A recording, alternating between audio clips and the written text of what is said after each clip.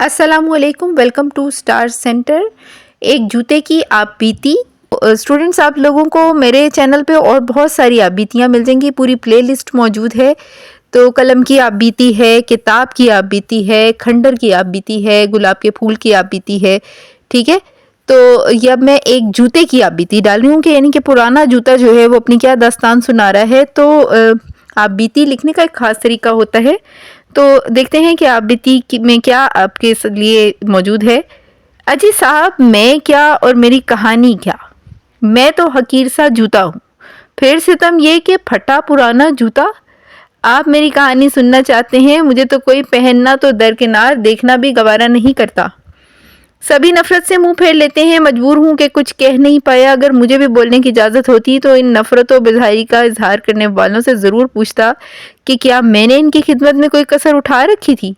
میں تھکا ہارا ہوتا، مگر یہ حضرت انسان مجھے آرام نہ کرنے دیتے۔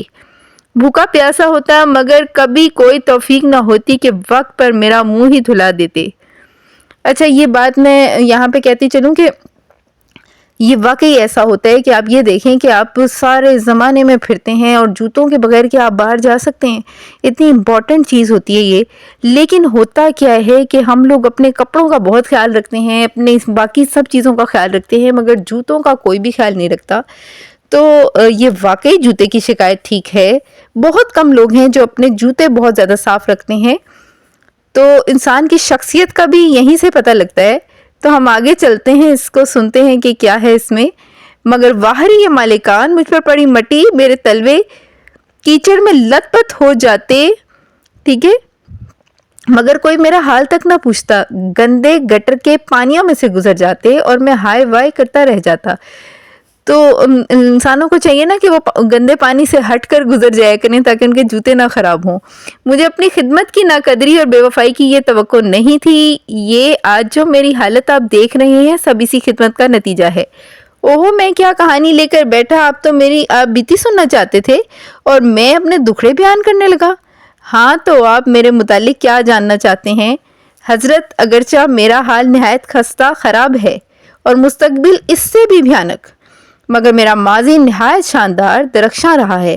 ہاں، ماضی سبھی کو اچھا اور خوبصورت لگتا ہے، اگرچہ اس میں بھی دو چار سخت مقام آئے ہیں، پھر بھی حال اور خصوصاً مستقبل سے بہت بہتر ہی تھا۔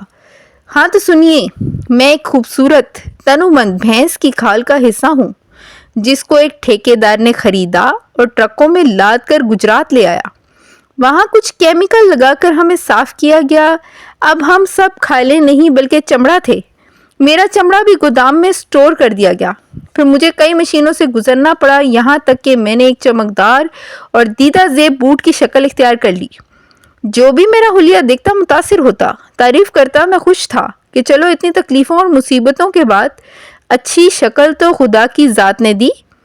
پھر مجھے اور میرے دیگر ساتھیوں کو کور چڑھا کر ڈبوں میں بند کر کے جوتے کے ہول سیل ڈیلر کے پاس روانہ کر دیا گیا، جہاں کچھ دن ہم سب بڑے سکون و آرام سے رہے۔ پھر ایک دن اس ڈیلر سے دکاندار ہمیں خرید کر لے گیا اور لے جا کر اپنی دکان میں سجا دیا۔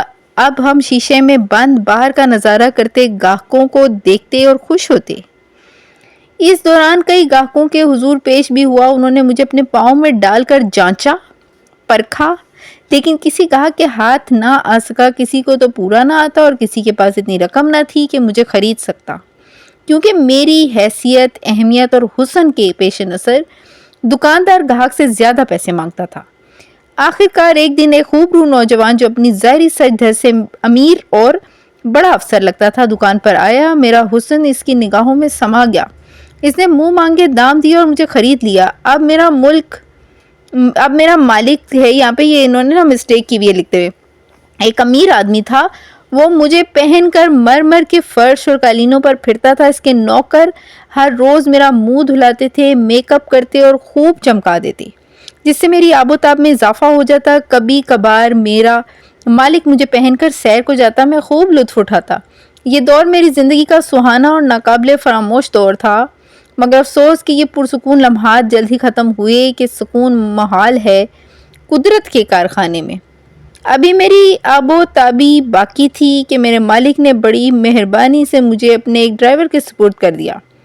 شروع میں اس نے میرے ساتھ بہت اچھا سلوک کیا. وہ بڑی احتیاط سے استعمال کرتا, خوب دیکھ بھال ہوتی. اس کے ساتھ ہم نے خوب سیریں بھی کیں, کبھی بازار, کبھی ریلوے اسٹیشن, کبھی کسی ہوٹل کی صاف ستھری جگہ. مگر ایک پریشانی تھی, وہ یہ کہ وہ سارا دن مجھے پہنے رہتا. میں تھکاوٹ سے نڈھال ہو جاتا. گاڑی چلاتے ہوئے جب کلچ پر پاؤں رکھ کر بھول جاتا تو میرے تن بدن میں آگ سی لگ جاتی. میں بے دم ہو جاتا. کثرت استعمال سے میرے اعضاء ڈھیلے پڑ گئے, جسم چکنا چور ہو گیا. میری جلد کا رنگ روغن اڑ گیا, یہاں تک کہ جگہ جگہ سے زخمی ہو گیا. میری حیت بالکل ہی بدل گئی, بدوضع ہو گئی. میرا انگ انگ درد سے لبریز ہو گیا. درد ہو دل میں تو دوا کیجئے, دل ہی جب درد ہو تو کیا کیجئے. قصہ مختصر, تھوڑے ہی عرصے میں ہماری وضع و حیت کو دیکھتے ہوئے ہمارے اس کرم فرما نے ہمیں ایک کونے میں پھینک دیا. اور پھر ایک دن ایک فقیر آیا. اس نے گھر والوں سے ایک جوتے کی فرمائش کی. ڈرائیور کی بیگم نے ہمیں اٹھا کر گرد و غبار جھاڑا اور اس فقیر کو عنایت کر دیا. اس طرح ہم اپنے مالک سے جدا ہو گئے, یعنی دوسرے مالک سے. اس فقیر نے ہمیں اس وقت تک استعمال کیا جب تک کہ مجھ میں جان باقی رہی. اب میرے جسم میں جا بجا سوراخ ہو چکے ہیں. وہ فقیر صبح سے شام تک گلی گلی گھومتا, صدائیں لگاتا. ہم خوش ہیں کہ ان پھٹے حالوں میں ہم ایک ضرورت مند کی ضرورت پوری کر رہے ہیں, کسی کے کام آ رہے ہیں. مگر افسوس, اس فقیر نے بھی ہماری قدر نہ کی اور ایک دن ہمیں کوڑے کے ڈھیر پر پھینک کر چل دیا. اور واہری قسمت, میں نے تو ہمیشہ عاجزی انکساری سے زندگی بسر کی, لوگوں کی خدمت کی. مگر مجھے اس خدمت کا یہ صلہ ملا کہ بے بسی, بے کسی, یہ کوڑے کا ڈھیر, جراثیم کا گھر جو آہستہ آہستہ مجھے کھا رہے ہیں, مٹی میں ملا رہے ہیں. اور میں ارد گرد دیکھ کر اپنے شاندار ماضی کو یاد کر کے آنسو بہاتا ہوں. ارے آپ کی آنکھوں میں آنسو ہیں؟ ارے بھائی, یہ میری کہانی نہیں, یہ دنیا ہی فانی ہے. یہی انجام انسان کا بھی ہے کہ آخر سب نے مٹی میں ملنا ہے. اچھا, اب زیادہ اداس نہ ہو اور کوئی نیک کام کریں تاکہ بعد میں پچھتاوا نہ ہو. خدا حافظ. جس کا اختتام بہت اچھا ہوا اور بڑی اچھی بات سمجھا دی اس نے ہمیں. تو یہ آپ کی ایک جوتے کی آپ بیتی تھی اردو میں, جو کہ ختم ہو گئی. تو انشاءاللہ تعالی میں پھر کوئی اور آپ بیتی لے کر حاضر ہوں گی. تب تک کے لیے مجھے اجازت دیجیے. اللہ حافظ.